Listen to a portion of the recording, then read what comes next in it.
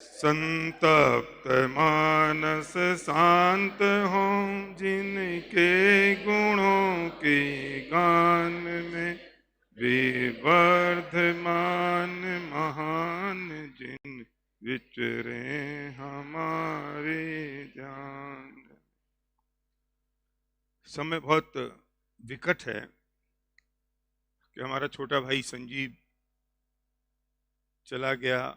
आज 1 साल पूरा हो गया और यही वो प्रांगण है और यही वो सरजमी है, यही मिट्टी है जहाँ से हमें वो सूचना मिली। और मैं आज सोचा था प्रदीप जी के कौन सी ताकत हमारे पास आई जो हम सहन कर पाए, आपसे कह पाए। और यहीं से हमने हमारे छोटे भाई को विदा किया बम्बई के लिए।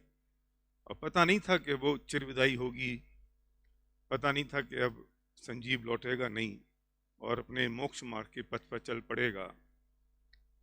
लेकिन मैं बहुत भाग्यशाली मानता हूँ उनसे संबंधित सब लोगों से अपने आप को शामिल करते हुए, खास तौर से संस्कृति जिस पे सबसे ज़्यादा इम्पैक्ट उस बात का आया कि उसकी स्मृति में कोई भोज, कोई ब्लड डोनेशन कैंप, कोई नेत्र शिविर नहीं लगाए।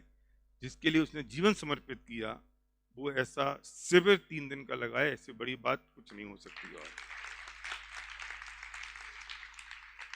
और हमें शायद आज एक बात नक्की करनी होगी कि हमारा भाई संजीव तो चला गया, लेकिन मैं अगर बेटा जरा आवाज नहीं करना है, मैं चाहे उनके पिताजी महेंद्र जी की, उनकी माता जी की बात करूं, प्रदीप जी, कुसुम जी की बात करूं, अरहंत और गोपी और वो तिलक की बात करूं, आर्जव की बात करूं, संस्कृति की बात करूं, होता क्या है कि एक व्यक्ति विद्वान है, उसने प्रवचन कर दिए, लोगों को सुना दिया, अपना काम पूरा कर लिया, लेकिन दिए के तले अंधेरा रह जाता है। हम बातें तो कुछ भी कर लें, लेकिन जब परिस्थिति बदलती है तो पता चलता है, जब चैलेंजेस जाते हैं तो पता चलता है कि किसने कितना तत्वज्ञान पिया।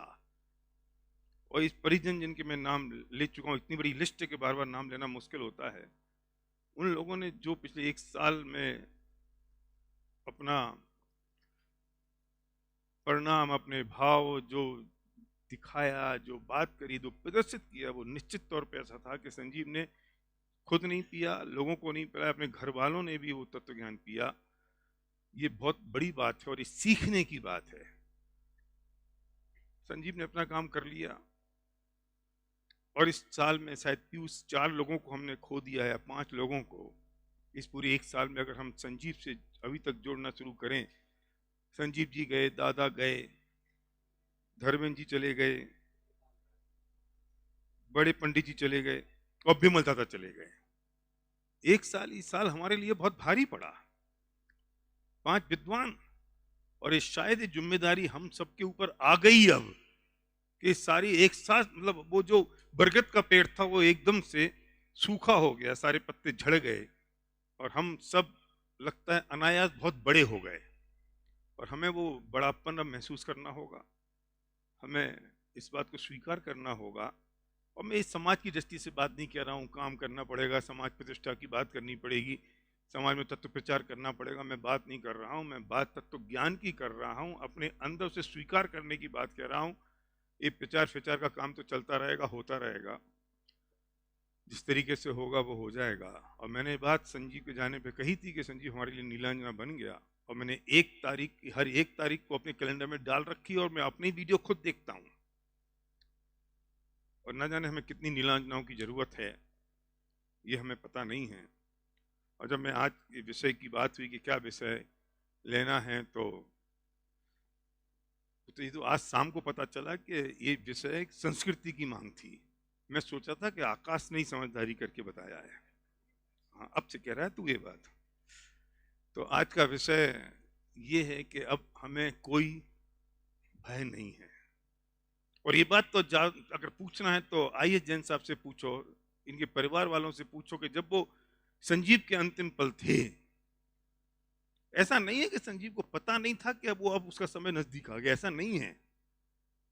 उन्हें पता था कि अब कुछ होने वाला नहीं है, और फिर वो जो निडरता थी, वो जो निर्भयता थी, वो कोई डर नहीं था, कोई भय नहीं था। आखिर क्यों?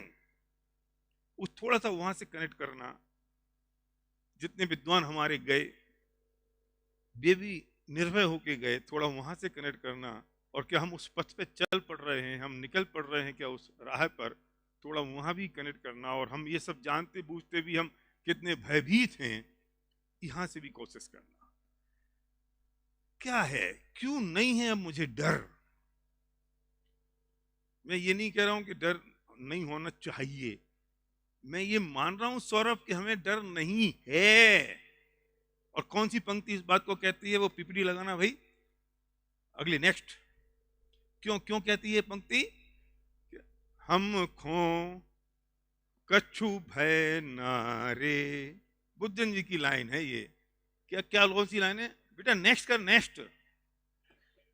हम खो कछु भय नारे, अब मुझे कोई भय नहीं है। ये बात हम कह सकते हैं कि हमें कोई भय नहीं है? कमलेश जी बताओ, क्यों क्यों नहीं है भय? ये मैंने बड़े में लिख रखा है। क्या लिखा है? देखो, आधा मैं करूंगा, आधा आप करोगे, इसलिए मैं आपके बीच में हूं।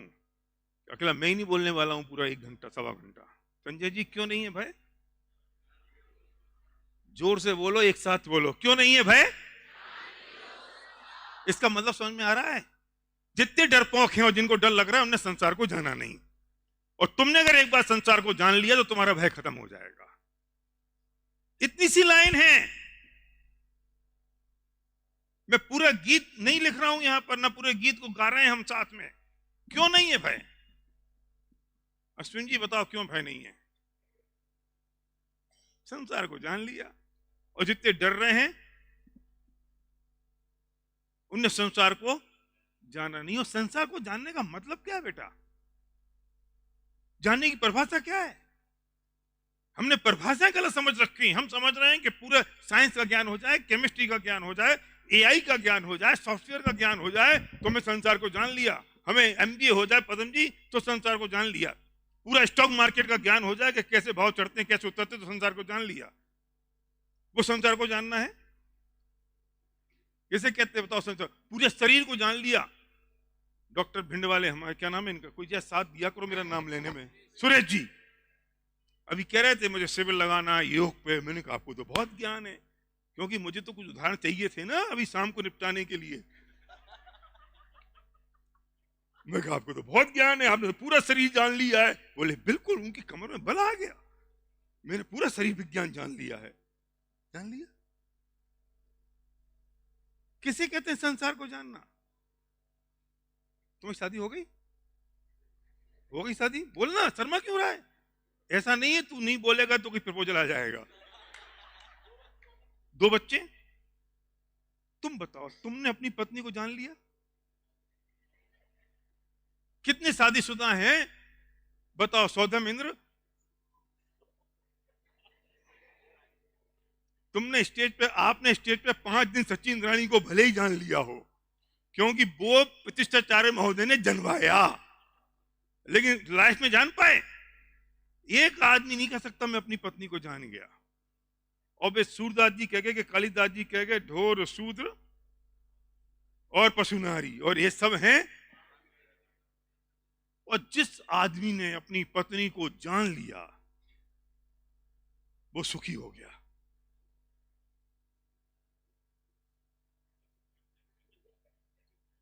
तुम हंस लो, अगले 1 घंटे तुम्हारी पत्नी से कोई झगड़ा होने वाला नहीं है।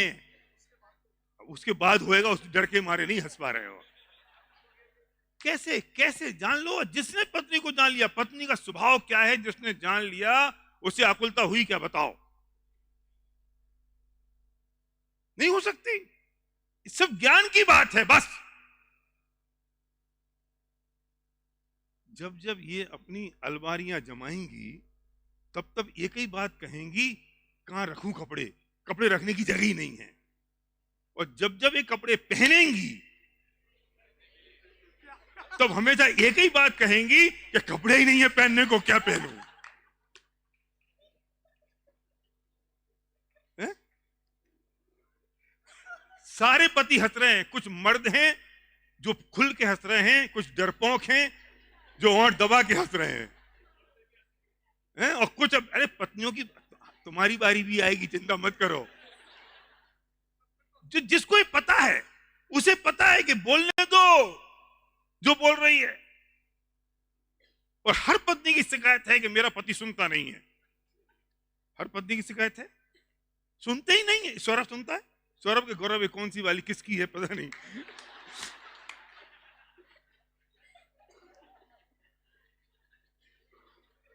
इसने हाँ हिलाई क्योंकि वो जेठ वाला जेठ था। वो तुम्हारा पति सुनता है? हर पत्नी की शिकायत ये सुनते नहीं है। और हर पति की शिकायत है कि चुप होती नहीं है। और जब पत्नी से कहो तुम चुप नहीं होती, हम बोलते ही कहां हैं? वो हमेशा ही बोलती मैं बोलती नहीं हूं, और ये सुनते नहीं, और ये कहते हैं कि मैं फंस गया हूं, ये चुप होती नहीं है। और तुम अगर पति को समझ लो, जब जब साड़ी पहनती हो तब तक उससे पूछती हो ये कैसी है, वो तुम्हारी तरफ देखता भी नहीं है और कह देता है अच्छी है। और उसने अगर एक कह दिया कि ठीक नहीं लग रही हो तो तुम्हारी सहमत। तो जो पति ये जान लेते हैं कि पत्नी का स्वभाव कैसा है, उनने पत्नी को जान लिया, वे सुखी हो गए, वे निराकुल हो गए सौरभ। और जो नहीं जान पाए और जिनने जिन पत्नियों को जान लिया वे ऐसे ही हैं। जब भी आप खाना खाते हो ना कमलेश जी, तो पत्नी आके पूछती होगी क्या खाओगे? ईमानदारी से बताना क्या बनता है?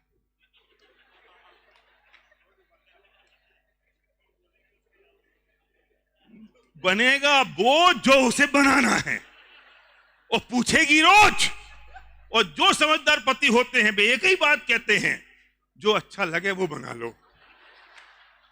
और जो मूर्ख होते हैं वे कहते हैं आज भिंडी बना ले, तो वो कहेगी कल बनाई थी। आज टमाटर बना ले, पागल हो गए हो, टमाटर क्या भाव है? कोई बात नहीं, तो तुझे जो दिखाए वो बना ले। क्यों? मैं तुम्हें ना ये तत्व ज्ञान के साथ साथ जीवन में भी सुखी होने का रास्ता बता रहा हूं। जिसने पत्नी को जान लिया वो सुखी हो गया, और जिसने संसार को जान लिया वो निर्भय हो गया। संसार का स्वरूप क्या है? क्या स्वरूप है? और जो नहीं जान पाते हैं ना, या तो वे आकुलित होते हैं, और बिल्कुल ही नहीं जान पाते उनकी तलाक हो जाते हैं। मेरे पास बहुत सारे किस्से आते हैं, तलाक हो गया क्या करें? मैं कहता तू पत्नी को नहीं पहचान पाया, और पत्नी से कहता हूं तू पति को नहीं पहचान पाई। वो उनके अपने जीन हैं, वो वस्तु का स्वरूप है, उस स्वरूप को समझ लेना। ये जो बच्चे होते हैं ना, बेटा सुन, ए छोटू, तुम्हारी मां कितना गुस्सा करती है, लकड़ी से मार दूंगी, चूल्हे में डाल दूंगी, खाना खा ले पत्थर पे पटक दूंगी। और जो बच्चे मां का स्वरूप जानते हैं वे वैसी बदमाशी करते रहते हैं जैसी पहले कर रहे थे, क्योंकि उनको पता है कि मां कुछ नहीं कर सकती, हाथ नहीं लगा सकती। लेकिन जो नहीं जानते हैं वे डर के चुपचाप बैठ जाते हैं, और बच्चा भी धीरे धीरे होशियार हो जाता है। अरे आपकी निराकुलता का, आपकी शांति का एक ही मार्ग है कि आप जिसके साथ डील कर रहे हो, देखो फंडामेंटल बात कह रहा हूं, जिसके साथ डील कर रहे हो उसके स्वरूप को पहचानना पड़ेगा। हम संसार में डील कर रहे हैं, हम संसार में रह रहे हैं, हमें संसार के स्वरूप को जानना पड़ेगा, संसार को जानना पड़ेगा, तो हम निर्भय हो जाएंगे, हमें कोई डरा नहीं पाएगा। और डरते इसलिए हैं क्योंकि हम संसार के स्वरूप को नहीं समझते हैं। कौन सा संसार का स्वरूप क्या है? नेक्स्ट स्लाइड दिखाना भाई। क्या है संसार का स्वरूप? जो निगोद में सो ही मुझ में, सो ही मोक्ष मजार। अब सुनो, ये निगोद की बात जाने दो, क्योंकि वो रास्ता तो अपन पार कर आए। क्या मनीष, काय के लिए पीछे पड़े? हम मनो निगोद में ऐसे थे हुई है, निकल आए ना पदम जी, निकल आए ना। अब काय को रो रहे हैं? निगोद में अच्छे थे, चिंता तो ये करो कि अब नहीं जाए। जो निगोद में था वो मैं हूं, वो मैं मोक्ष में हो जाऊंगा। छोड़ दो निगोद की बात, हम जीत आए, हमने वो पार कर लिया। सवाल तो इस बात का है कि जो मैं हूं वो ही मोक्ष में है, और मोक्ष में कौन है? सिद्ध भगवान है कि नहीं है? तो मुझ में और सिद्ध भगवान में कोई फर्क है कि अंतर यही ऊपरी जान वे राग, इतना सा अंतर है।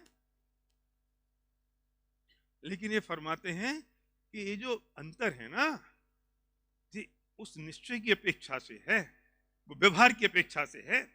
असली बात तो ये है कि जो मैं हूं वो ही सिद्धालय में है, वो ही मोक्ष में है, वो ही परमात्मा हूं। गुरुदेव श्री ने ये नहीं कहा कि मैं परमात्मा बनूंगा। क्या कहा? हूं परमात्मा छू। कब? अभी। कैसे? इसी अवस्था से। अभी सुनो, ये अपेक्षा मत लगाओ स्वभाव से। तुमने अपेक्षा लगाई स्वभाव से तो ढीले पड़ जाओगे। ये अपेक्षा कब लगानी है? अरे जब तुम आविष्कार करो, जब तुम निर्णय करो, जब समझो, तब अपेक्षाएं लगाओ। लेकिन जब आराधना करो, चिंतन करो, जब स्वरूप में जाओ, तो अपेक्षा लगाने की जरूरत नहीं है। निर्णय करने के लिए अपेक्षा की जरूरत है।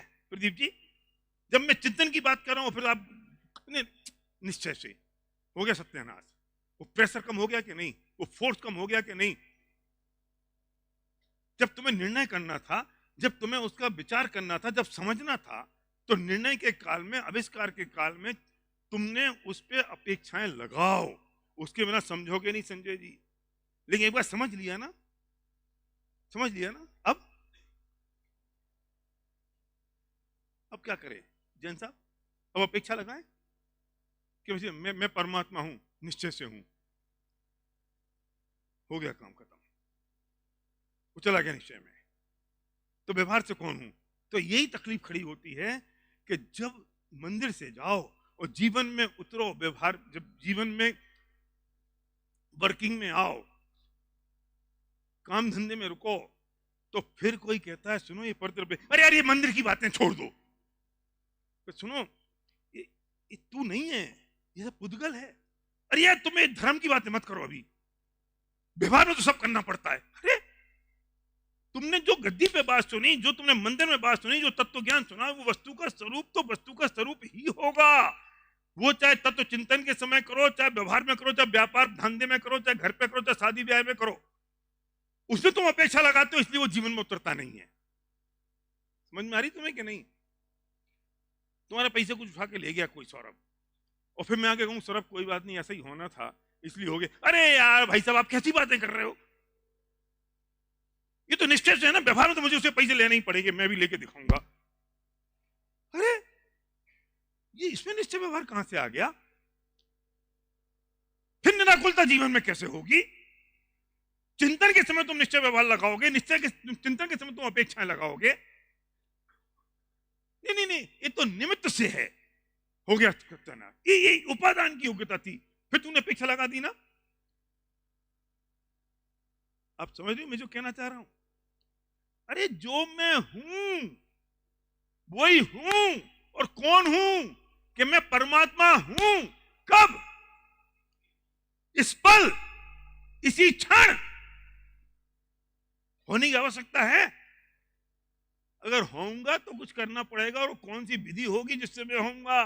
कोई विधि हो ही नहीं सकती। वो तो सिद्धालय में पहुंचना एक प्रोसेस है। सिद्धालय में पहुंच जाना वो जगह है, वो मोक्ष में जाना वो अपने प्रोसेस का पार्ट है। वे कौन से गुणस्थान पार होते होते छपक क्षणी मारते मारते मैं पहुंच जाऊंगा, वो पार्ट ऑफ द प्रोसेस है। उसमें निर्णय और चिंतन की आवश्यकता नहीं है, वो काम तुझे नहीं करना है। सचिन जब बैटिंग कर रहा है तो गिन रहा है मैंने कितने रन बना दिए, ये कौन सा रिकॉर्ड पूरा हो गया मेरा, अब मैं कौन सा हिट कर जाऊंगा। अगर वो ये करने लगेगा तो क्रिकेट खेल नहीं पाएगा। सचिन कभी रिकॉर्ड नहीं बनाता है, रिकॉर्ड तो रिकॉर्ड कीपर बनाते हैं। तुम ये सोच सोच के गुणस्थान नहीं बदल सकते कि अब मैं कौन से गुणस्थान में आ गया हूं, अब मैं कौन सा मारूं, अब मैं छपक क्षणी मारूं, अब मैं 11वें में नहीं, अब मैं 6ठे में गिर गया, अब मैं 7वें में गिर गया। तुम करोगे काम? तुम्हारा काम है ये? अरे तुमने अपने तत्व का चिंतन, आत्मा की आराधना और एक वस्तु स्वरूप का चिंतन किया, और उस वक्त जो गुणस्थान जैसा होना होगा, जहां पहुंचना होगा, वैसे पहुंचते चले जाएंगे। और करणान योग वाले ये कह देंगे अब इसके ये लग गया, अब इसके ये लग गया, अब इसके ये लग गया, अब इसके लग गया, तो मुक्त चले जाओगे। हम गणित लगाएंगे, हम अपेक्षा लगाएंगे। वो क्यों? समझ में आ रही है बात? हूं मैं इस वक्त, और ये मैं हूं, ये संसार को जानना है। तो भी क्या कर रहे हैं? वे क्या कर रहे हैं? वे इस विद्यालय में जो भगवान विराजमान है, वे क्या कर रहे हैं? कुछ कर रहे हैं? अरे उनने संसार को जान लिया, और ये जान लिया कि संसार में कुछ करने जैसा नहीं है इस संसार। और हमने क्या जाना? हम उनसे ज्यादा समझदार हैं, हम उनसे ज्यादा ज्ञानी हैं, हम उनसे ज्यादा बड़े ज्ञानचंद हैं। हम समझ रहे हैं कि संसार में करने से हो जाएगा, और उन्हें समझ में आ गया कि संसार में करने से नहीं हुआ। उससे भी निराकुल हो गए, वे निर्भय हो गए, वे सब भयों से मुक्त हो गए, और हमें समझ में नहीं आ रही है, इसलिए हम भयभीत हो रहे हैं। तो हम अगर इस वक्त परमात्मा हैं, तो कुछ करने की आवश्यकता है, या इस बात के सिर्फ श्रद्धान की आवश्यकता है कि मैं परमात्मा हूं? एक काम करना, आज एक प्रयोग, जब रास्ते बिस्तर पे जाओ ना सोने के लिए, तो सिर्फ 2 मिनट इस बात का चिंतन करना। और चिंतन वो सबकॉन्शियस माइंड के लेवल तक जाना चाहिए। संजय जी, सिर्फ इस बात का कि मैं परमात्मा हूं।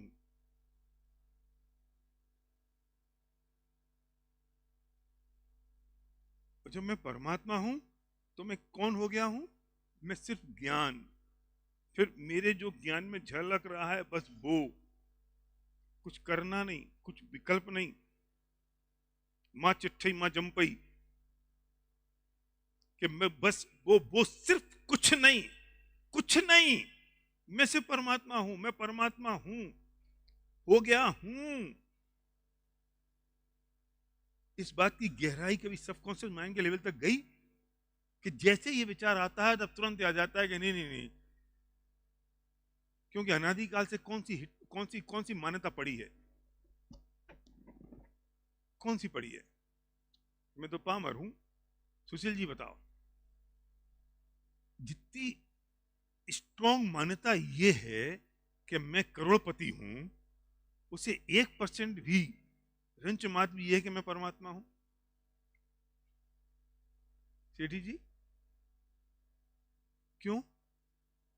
क्योंकि वो अवचेतन मन में, सबकॉन्शियस माइंड के लेवल पर अनादि काल से ये कर्तृत्व की मान्यता भरी पड़ी है।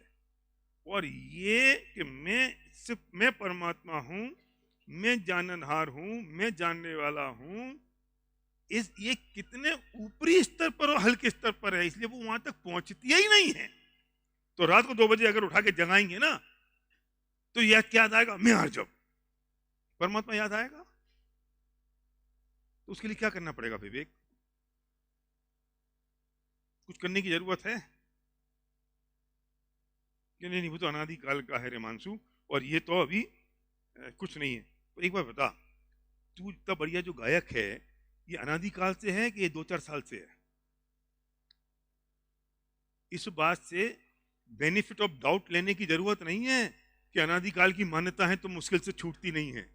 ये करोड़पति 2-5-10 साल से हो कि अनादि काल से हो, ये 2-4 साल 6 महीना से भी जो मान्यता इतनी दृढ़ हो गई हैं, क्योंकि प्रति पल प्रति क्षण चिंतन की धारा उसी दिशा में है कि मैं गायक हूं, मैं करोड़पति हूं, मैं ये हूं, मैं वो हूं, मैं ये हूं, मैं वो हूं, मैं ये हूं। तो जब रात को 2 बजे उठाओ तो सबकॉन्शियस माइंड से वही निकलता है कि मैं गायक हूं, मैं करोड़पति हूं, मैं ये कर सकता हूं, मैं वो कर सकता हूं। कोई बहुत लंबा समय लगने की जरूरत नहीं है इस बात के चिंतन के लिए कि मैं परमात्मा हूं और मैं वही हूं जो मोक्ष में है, मेरे में और उनमें कोई फर्क नहीं है। कोई लंबी बात नहीं है, कोई लंबा काम नहीं है। एक बात दृढ़ निश्चय करके उसके चिंतन की धारा उस दिशा में ले जाने की आवश्यकता है, बस। ये तुमने अगर जान लिया तो उन्हें कोई दुख है, उन्हें कोई भय है कि जो तुम हो बेई मोक्ष में जो है, बेई तुम हो, बेई तुम हो, बेई वो है, जो वो है वो तुम हो, दोनों में कोई फर्क नहीं है। तो उन्हें जब कोई भय नहीं तो तुम्हें भय हो सकता है? इसे कहते हैं जान लियो संसार। इसे कहते हैं कि मैंने संसार को समझ लिया। अगली स्लाइड देखा ना बेटा। अब क्या संसार को जानना? दो बातें हैं, मैंने सिर्फ दो बातों पे हाईलाइट करने की कोशिश कर रहा हूं। क्यों भय नहीं है? कि जो मुझ में है सोई मोक्ष में है, ये मैंने संसार को जान लिया। और दूसरा, ये पंक्तियां जो सबसे ज्यादा उपयोगी और आवश्यक हैं, और इन पंक्तियों को रटने की, याद करने की, गुनगुनाने की, मानस पटल पे छा जाने की आवश्यकता है। और समय सार की 308 से 311 गाथाओं का सार भर गया है वो। क्या संसार को जानना मतलब क्या है? संसार को जानना, संजय जी, दो बातें संसार को जानने का मतलब। एक है कि जो मोक्ष में वही मुझ में, जो मुझ में सोई मोक्ष में। तो निराकुल हो गया कि नहीं विवेक? कोई भय डर रहा? और दूसरा संसार को जानना क्या? जा करी जैसे जाहि समय में, जो हो तब जा द्वार, जो बनी है टर है कछु नाही, कर ली नो निर्धार, हम खो कछु भय नारे। क्यों भय नहीं है? क्यों भय नहीं है? संजीव गोदा के अंतिम पलों में संजीव को क्यों भय नहीं था? क्यों भय नहीं था? कि भैया जैसे जो जिस समय में जो होना है वो वैसे ही होगा, कर नहीं सकता। और मैंने इस बात का निर्णय कर लिया है, और इस बात का निर्णय हो जाएगा। इसे कहते हैं संसार को जानना। और ये अगर निर्णय हो गया, छोटे दादा से पूछा, जब वे बड़ी बीमारी से निकले, इंदौर से गए थे, तो उनसे पूछा कि अब आप बीमारी के काल में क्या सोचते रहे? वो वीडियो भी यूट्यूब पे पड़ा होगा। बनियान पहन के बैठे थे, बीमार हो गए, अब क्या होगा? आपने क्या सोचा इन दिनों? पता हमने क्या कही? जा करी जैसे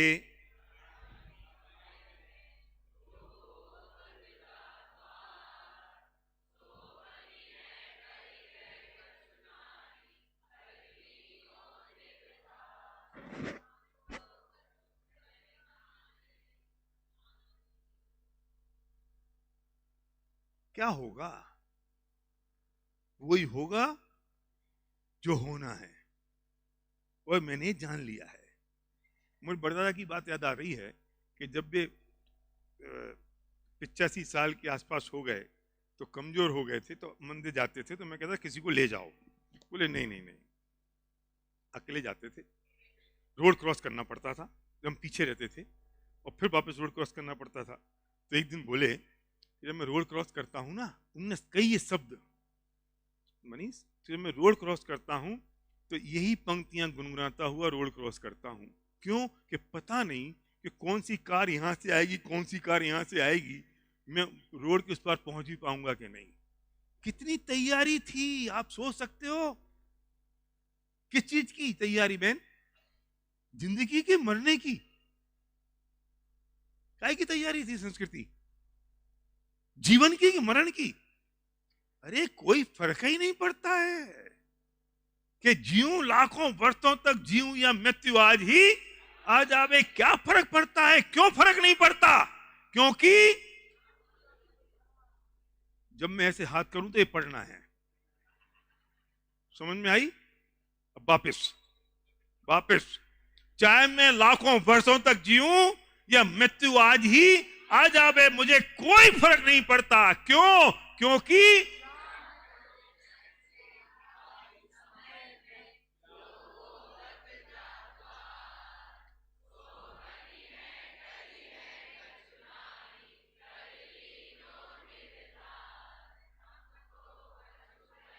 इसका अर्थ तो मालूम है ना, मुश्किल नहीं है ना, कि जिस समय में जो जहां जैसे होना है वैसे होगा, वो टरेगा नहीं, वो टल नहीं सकता, वो परिवर्तन उसमें नहीं हो सकता। और जो अंतिम तीन शब्द हैं कि मैंने इस बात का निर्णय कर लिया है, सिर्फ निर्णय। और एक बार अगर निर्णय कर लिया तो जीवन में उतर जाएगा कि नहीं। अब मैं कहता हूं आपको 1 करोड़ का नुकसान हो गया, तो क्या करें, क्या करें बताओ, आइए जनता बताओ। मैं अशोक जी से तो पूछ नहीं सकता, क्योंकि अशोक जी को नुकसान नहीं होता, अरंत कैपिटल वालों को नुकसान होगा किसी और को, इनको तो नुकसान होगा नहीं, तो इनसे नहीं पूछ सकता मैं। पर सुनो, चाहे नुकसान हो और चाहे फायदा हो, तू नुकसान में दुखी हो रहा है और फायदे में खुश हो रहा है, ये भी दोनों तेरे हाथ में नहीं है। क्यों? क्योंकि जा ही समय में जो हो तब जा द्वार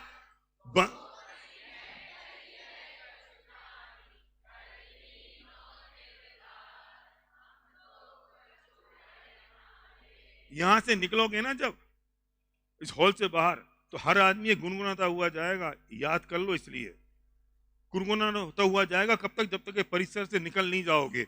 और कोई बातें मत करना, हाय तेरी ये सफेद साड़ी मेरी साड़ी से सफेद कैसे, तुमने कहां से ले लिए, कब ले लिए, तुमने कैसे ले लिए, क्या कर लिया, क्या ले लिया, क्या दे दिया, क्या लेना देना है, क्या हो जाएगा। तुम्हारे खरीदने से आई ये साड़ी, तुम्हारे नहीं खरीदने से नहीं आएगी। सुबह से लेके शाम तक और शाम से लेके सुबह तक जितने लोग इस हॉल में बैठे हुए हैं उनकी बात कह रहा हूं, बाज की बात नहीं कह रहा हूं। आपको कम से कम 50 बार 100 बार बात याद आती होगी कि जो हुआ है वो अपने करने से नहीं हुआ, ऐसा होना था इसलिए हो गया।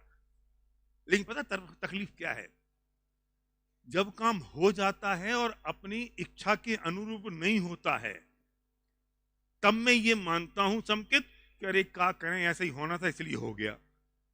अज्ञानी में और ज्ञानी में एक ही फर्क है, ज्ञानी पहले इस बात को स्वीकार करता है और अज्ञानी कम वक्त बाद में स्वीकार करता है। नहीं समझे अखिल? हाँ, बाद में भी अनुकूल ना हो तब और अनुकूल हो जाए, भाई साहब अपने करने से हुआ है, और प्रतिकूल हो जाए, जा करी जैसे जाई समय में जो हो तब जो द्वार बन्हे टरहे कछु नाही कर लीनो निर्धार। क्या करें, हमारे हाथ में नहीं था। स्वीकार तो सब करते हैं, 100 साल का बुढ़ा मरता नहीं है इसे इसकी आकुलता है, और 25 साल का लड़का मर जाता है इसे इसकी आकुलता है। इसे मरने की तकलीफ नहीं है, इसके हिसाब से हो सब। पर इसे ये समझ में नहीं आता कि जिसको जब मरना होगा तब मरेगा, जिसको जब जीना होगा तब जिएगा। हमारे लिए बहुत तकलीफ हुआ, वज्रपात होगा कि हमारा संजीव चला गया, हम अपेक्षा नहीं कर रहे थे, लेकिन वो अपने स्वकाल में गए कि जल्दी चले गए। उन्हें इसी समय जाना था कि किसी बीमारी से चले गए। अरे भैया, वो स्वर्ग की सीट खाली हो गई थी, उसे भी भरना था कि नहीं प्रदीप जी? हम इतने शक्तिशाली हैं कि हम रोक लेते, सारी ताकत लगा लेते। प्रदीप जी ने अपनी सारी सारी तिजोरी खोल दी, बच्चों ने सारे रिसोर्सेज यूज कर लिए। ये सारे रिसोर्सेज और सारी तिजोरी इस 2 लाइनों से कमजोर थी। कौन सी 2 लाइन?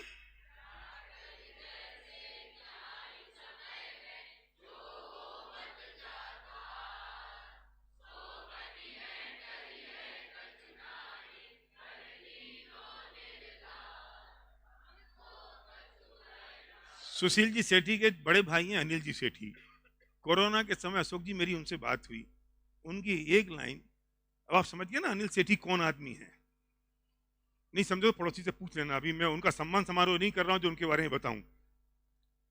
उनने में से कहा कि भैया ना रसूख काम आया ना दौलत काम आई।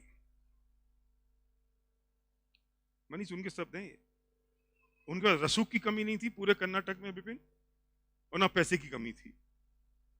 और बोले इस कोरोना ने सब दिखा दिया कि किसके पास किसकी क्या औकात है। हमारी ताकत है हम किसके दम पे उछलते हैं? हम इसके दम पे हम बात करते हैं कि हम परिवर्तन कर देंगे। हमें दुख परिवर्तन का है कि हम जो चाहते हैं वो होता नहीं है, और जो होता है वो हम चाहते नहीं है। मैं अपनी अपेक्षाओं के अनुसार परिवर्तन करना चाहता हूं, तेरी अपेक्षाओं के अनुसार परिवर्तन हो जाएगा। दुख परिवर्तन का है, दुख परिवर्तन भी मेरी अपेक्षाओं के अनुसार है, और वो हो नहीं सकता। क्यों? क्योंकि वो परिवर्तन इन दो लाइनों से, ये दो लाइनें उस परिवर्तन पे ज्यादा भारी हैं।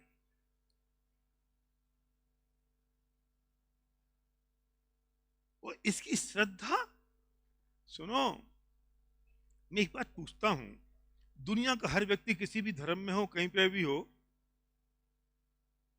वो सब इस बात को मानते हैं कि मरण तो निश्चित है।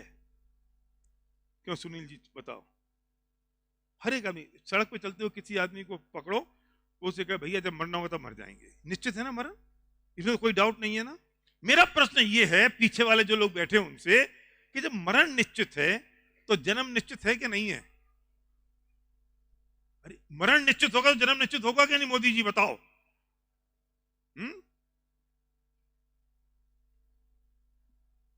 बिना बिना बिना जन्म के मरण निश्चित हो जाएगा? क्योंकि जो मरा वो कहीं तो जन्म लेगा, और कहीं और मरा तो यहां जन्म लेगा, तो जन्म भी निश्चित हो गया कि नहीं? क्या बेटा बोल, हो गया कि नहीं? बोलना, जोर से बोल। होगा। तो जब जन्म निश्चित है और मरण निश्चित है, ये लॉक कर दें, पीछे वाले लॉक कर दें, कर दिया। तो जब जन्म निश्चित हो गया, मरण निश्चित हो गया, तो जन्म और मरण के बीच में जो होगा वो निश्चित होगा कि नहीं? तो जब एक चीज नक्की होगी तो हर पल निश्चित होगा कि नहीं? तो हर क्षण नक्की होगा कि नहीं? तो हर पर्याय निश्चित होगी कि नहीं? तो तू कम बखत करेगा क्या? संजय जी बोलो,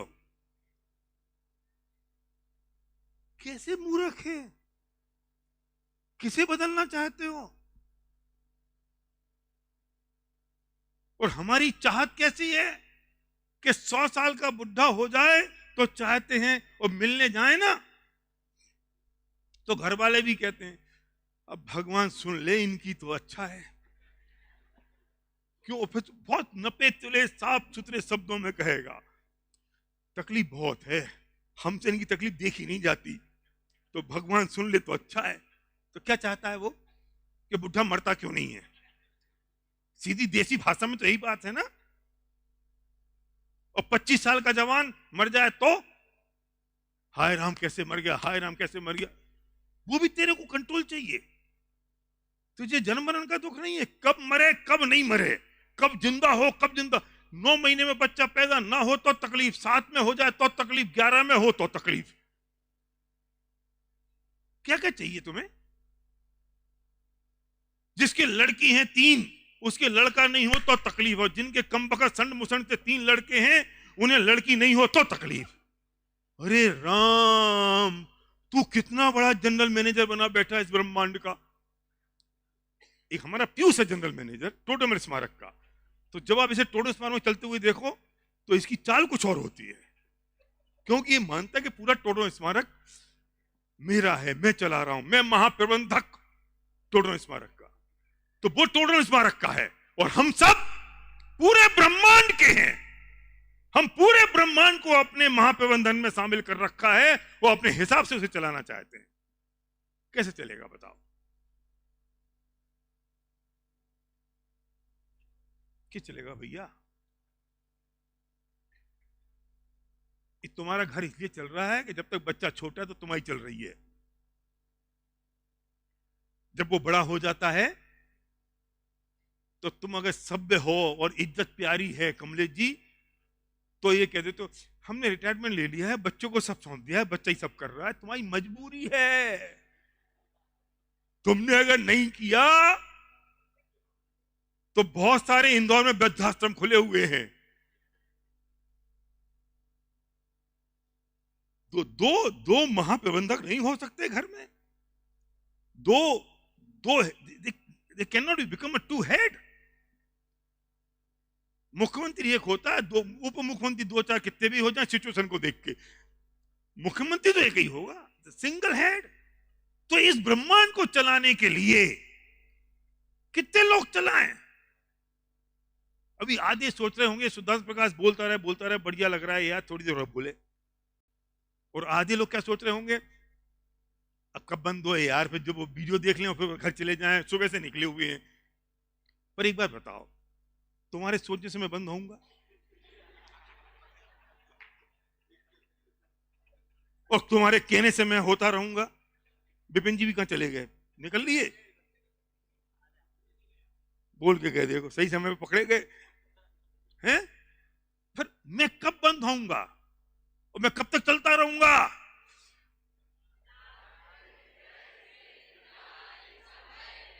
जो हो तब जा द्वार बने हैं।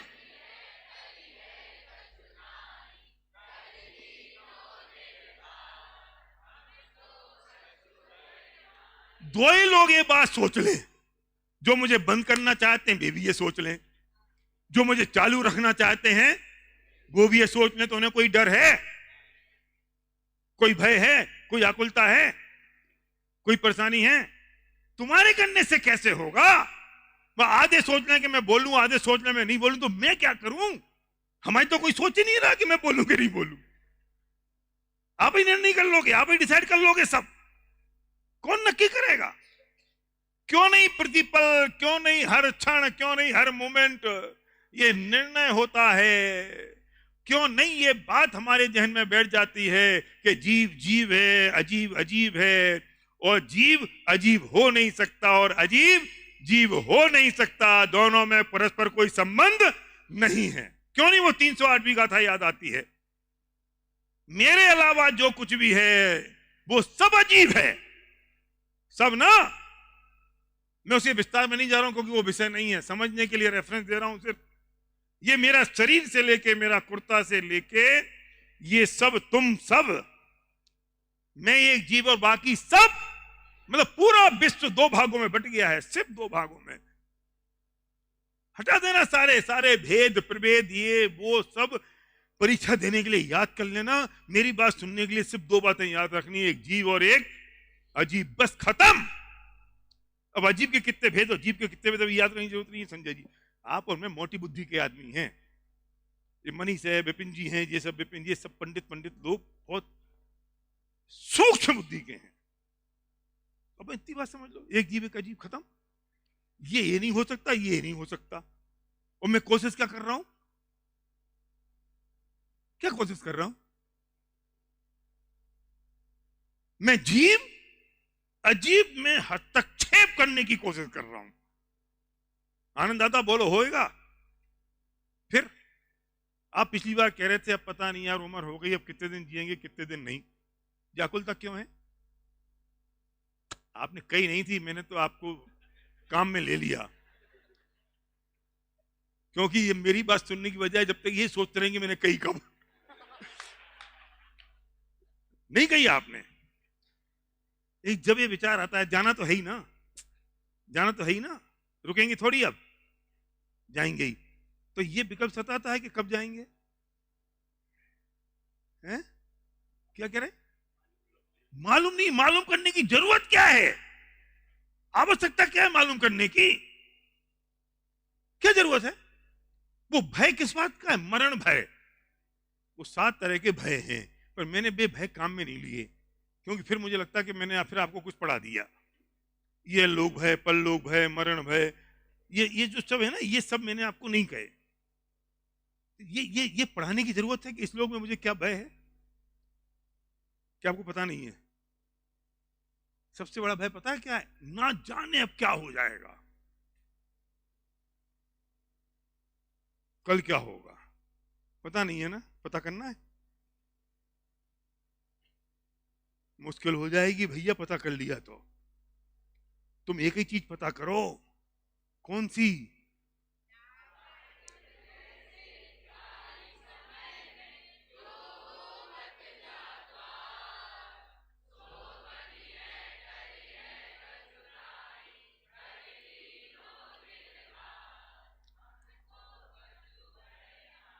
अगर ये जान लिया तो हमने क्या कर लिया? क्या कर लिया हमने? क्या कर लिया? हाँ, अगर मैंने ये जान लिया तो मैंने संसार को जान लिया, और मैंने अगर संसार को जान लिया तो मुझे अब कोई भय नहीं है और मैं निर्भय हो गया हूं। कितनी बड़ी जड़ी बूटी है। मुझे भी मोहित मिला, ये हमारे सौदा मिंद्र का बेटा, शाम को खाना खाते खाते वो कहता है मैंने सब व्याख्यान आपके सुने दादर के, बैठा होगा भी पीछे कहीं, उसे जो काम की बात की वो बताता हूं।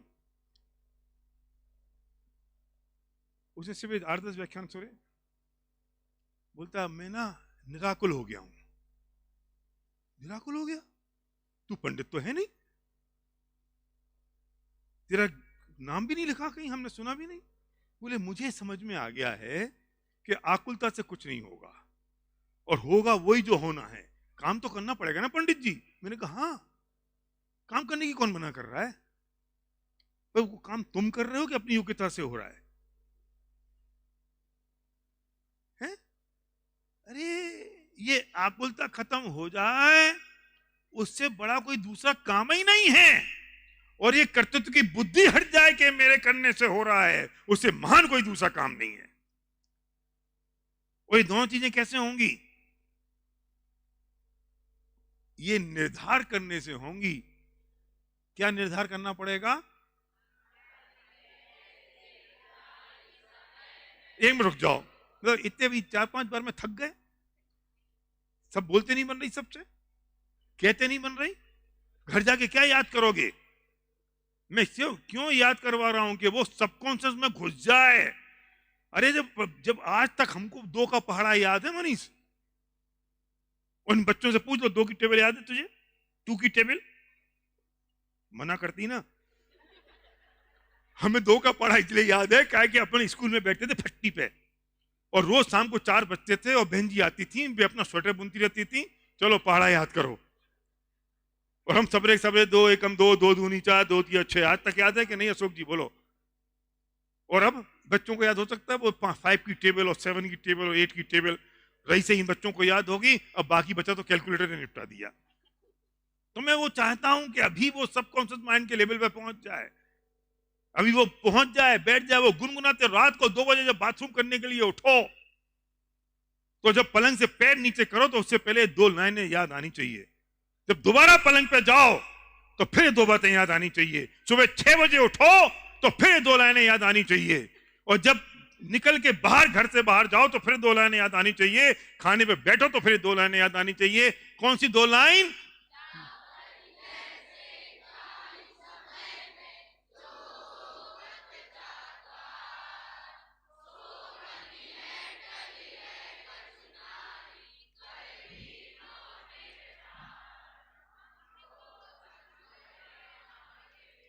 देखो भाई, हम अनादि काल से करना करना करना करना करना करना करना सोचते आए हैं, करते आए हैं, और हमारे अवचेतन मन में वो करना करना बैठ गया है।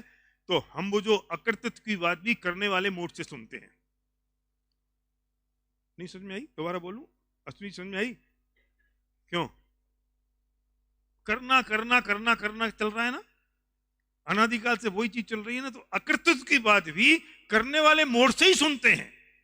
तो अब फिर क्या करें कि कुछ मत करना, कि नहीं नहीं कुछ नहीं करना है, ये तो करना है ना। तो हमारा मोड कौन सा चालू है? करने वाला। जब करने वाला मोड चालू है तो उससे कर्तृत्व की बात कैसे समझोगे? कैसे समझोगे? मैं 2-3 एग्जांपल दूंगा, उससे बात बहुत सारी क्लियर हो जाएगी। देखो ये बोर्ड रख दिया ना, इसमें एक ये एग्जांपल समझना जो मैं कह रहा हूं। उदय के आने की अनिवार्यता तो है,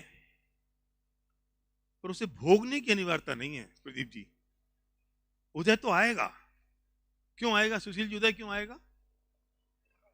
बांधा है, वो तो आया। किसने बांधा है? किसने बांधा?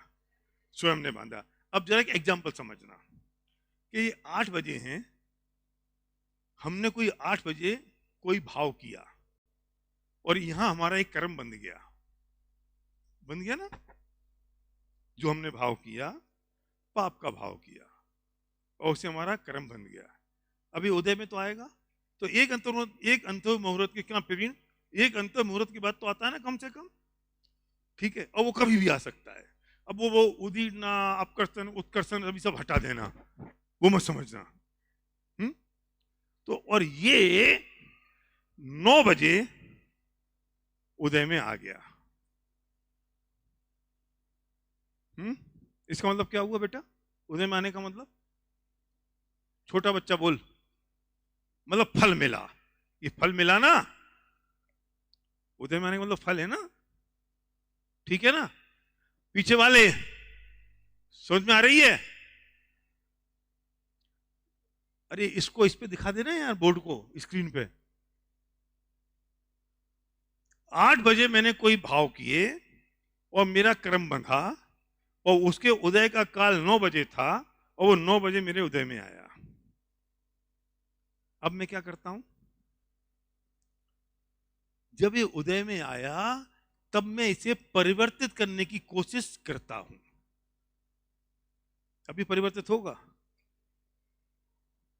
ये हो सकता है इस वक्त परिवर्तित? नहीं हो सकता। स्तुति क्यों?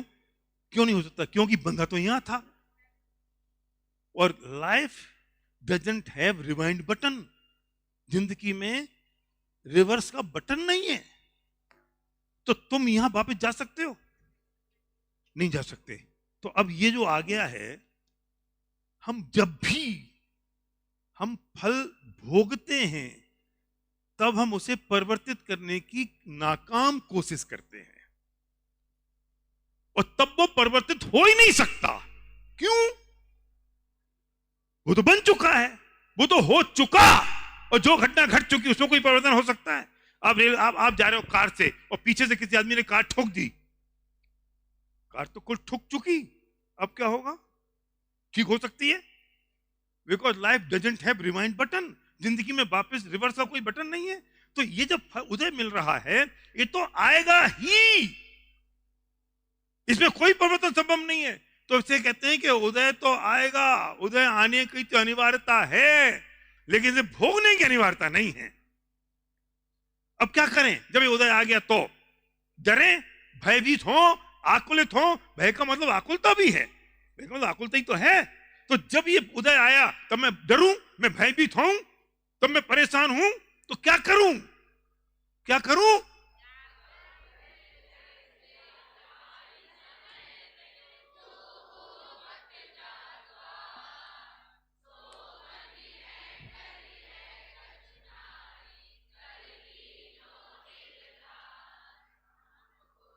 ये कब तुमने सोचा?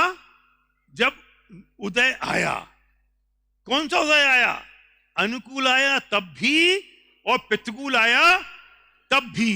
तो अब जो ये तो हो चुका, इसमें परिवर्तन संभव नहीं है। और तुमने अगर यहां ये चिंतन कर लिया तो इस वक्त भी तो भाव बन रहे हैं ना, और जो इस वक्त भाव बन रहे हैं वे आगामी बंद के कारण होंगे कि नहीं?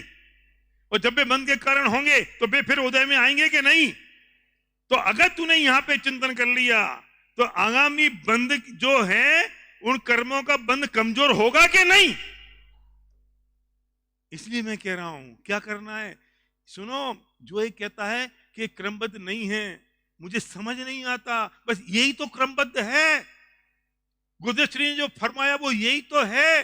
तुम नाम कुछ भी दे दो, शब्द कुछ भी दे दो, कि जो पर्याय जब जैसी जिस काल में आनी है वो अपने अपने क्रमबद्ध परिणामों से वैसी वैसी ही आएगी। उसके 100 उदाहरण दे दिए, मोतियों की माला दे दी, वो एक मोती नहीं खिसक सकता। अगर एक मोती खिसकेगा तो माला टूट जाएगी। वो एक एक पर्याय खचित है, वो पर्याय हिल नहीं सकती। वो कैसे हिलेगी? वो हिल जाएगी तो ये सब कुछ टूट जाएगा। तो ये तो आएगी ना, तो यही तो क्रमबद्ध है। अब नहीं, क्रमबद्ध में नहीं है। कैसे नहीं है? कि ये भाव अपने अपने क्रम से बंध रहे हैं कि नहीं? ये भाव अपने अपने क्रम से हो रहे हैं कि नहीं? और जो भाव अपने अपने क्रम से हो रहे हैं वे कर्मबंध अपने अपने क्रम से हो रहे हैं कि नहीं? और जब वे अपने अपने क्रम से हो रहे हैं तो वे उदय में अपने अपने क्रम से आएंगे कि नहीं? तो तोड़े कैसे, टूटे कैसे? फिर ये जो चक्र है, ये जो कुचक्र है, ये टूटे कैसे है? बोलो बोलो बोलो बेटा बोलो, हिम्मत करी तुमने। हाँ, मैं कह रहा हूं कि टूटे कैसे, तो वो कह रही है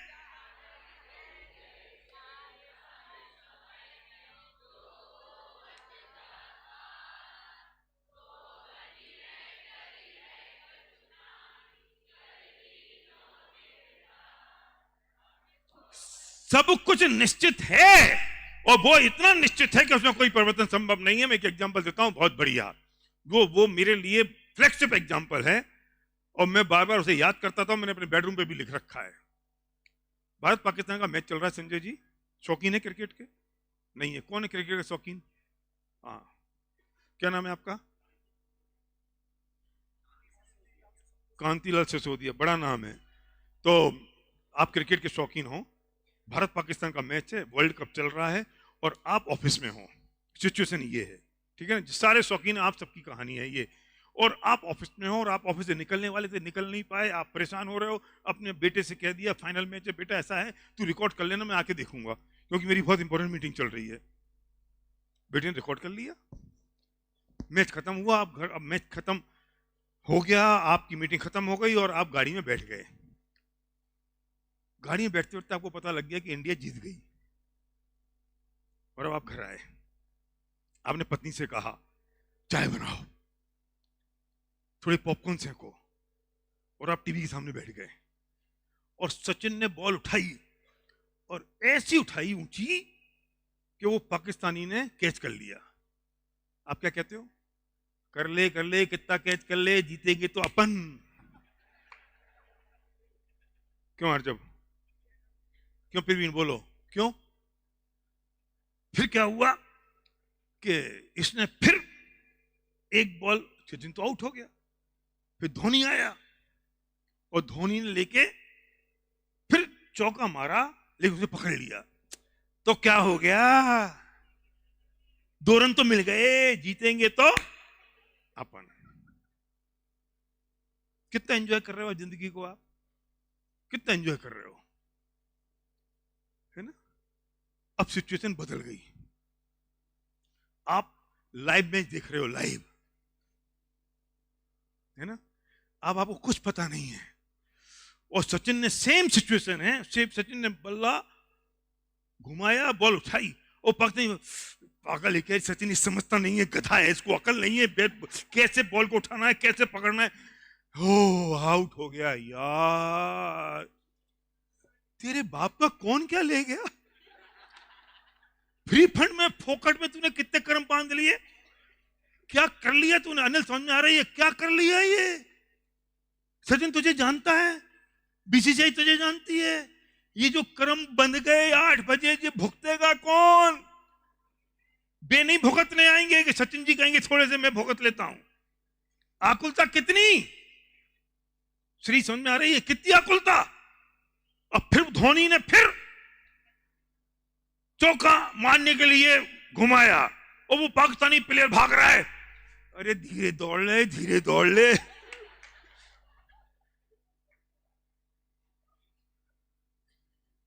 फिर पत्नी आई, खाने में क्या खाओगे? कुछ बोलने की जरूरत है? पागल है तू, समझती नहीं है? ये हार रही है इंडिया, तुझे खाने की पड़ी है। बेचारी वो गरीब क्या करे? अच्छा, बेचारी खाना खाने नहीं आए पूछने, पागल है हम भूखे मर रहे हैं, इंडिया हार रही है, खाना भी खाने को नहीं मिल रहा है। ये सब अपने हिसाब से चलाना चाहता है। दोनों सिचुएशन में तू, ऑप्शन 2 में, सिचुएशन नंबर 2 में कितना आकुलित हो रहा है? क्यों आकुलित हो रहा है? और पहली में आकुलित क्यों नहीं है कमल जी? क्यों? क्योंकि पहली सिचुएशन में तुझे पता है रिजल्ट के क्या होने वाला है, तो तू आनंद में एंजॉय कर रहा है, मस्ती कर रहा है। और दूसरी सिचुएशन में तुझे पता नहीं है। लेकिन अरहंत, एक बात बताओ कि दोनों सिचुएशन में जो होना है वो निश्चित है कि नहीं है? और तुम्हें अगर ये पता चल जाए कि जाकर ही जैसे जा ही समय में जो हो तब जा द्वार, बंसो बनिहे डर है कछु नाही। अब चाहे सचिन आउट हो जाए और चाहे धोनी चौका मारे, कोई फर्क पड़ने वाला नहीं है। तो सिचुएशन चाहे 1 हो चाहे सिचुएशन 2 हो, तुम्हें दोनों को देखने का आनंद साक्षी भाव में रहते हुए आएगा कि नहीं आएगा?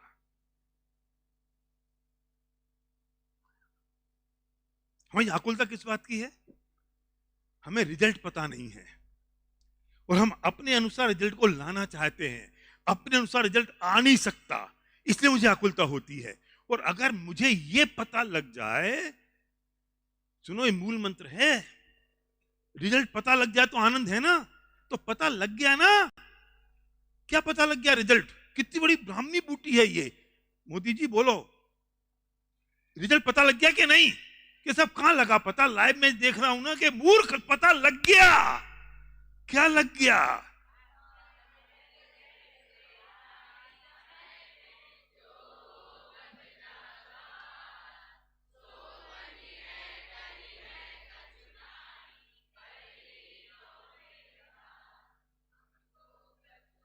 ये रिजल्ट पता लग गया तो आपको कोई हरा सकता है?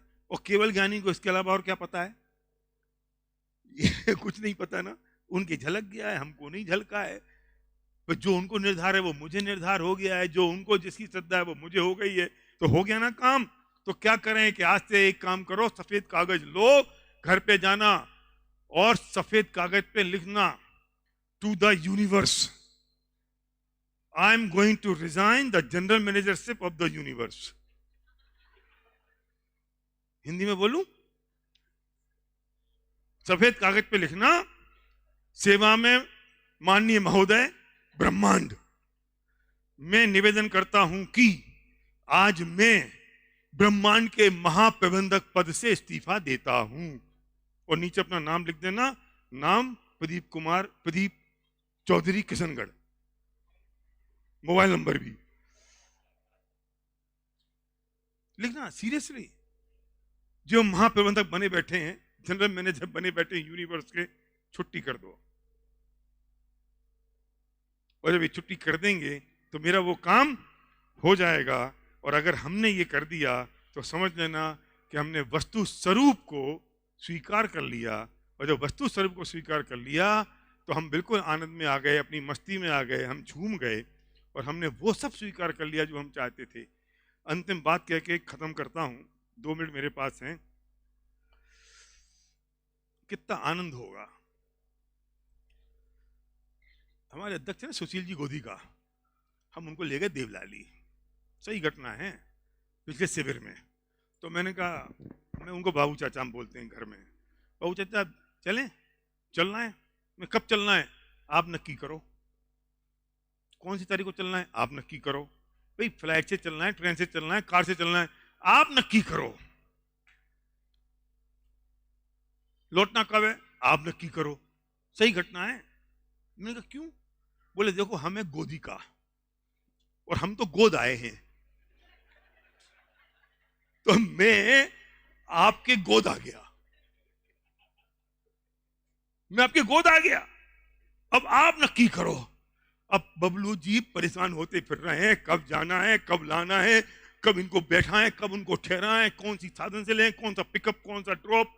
क्यों? जनरल मैनेजर तो अपन है, भी तो गोद आ गए, इतने निश्चिंत। और जब हम गए थे 3 दिन को, लोगों को 10 लग गए, लोगों को 10 लग गए वहां पे। तो हमने कहा बाबू चाचा चलें क्या? चलो। मैंने कहा क्यों? बोले हम तो गोद आए हैं, हम लौट आए। मैंने सोचा मनीष, ये आदमी एक ट्रिप में गोद आया और ये इतना निश्चिंत हो गया, और मैं जनरल मैनेजर बना हुआ इतना परेशान हो गया। हमारे पास तो वस्तु स्वरूप है, हमारे पास तो ये ज्ञान है कि जाकर ही जैसे जाही समय में जो हो तब जा द्वार। हम अगर वस्तु स्वरूप की गोद में चले जाएं और महाप्रबंधक पद से इस्तीफा दे दें तो हमें कोई दुखी नहीं कर सकता और हमारे सुखी हो जाएंगे। तो उस दिन से मैंने भी सोच लिया कि हम भी गोद चले जाते हैं वस्तु स्वरूप के, और हम भी गोदी का हो जाते हैं। एक बार और, जाकर ही जैसे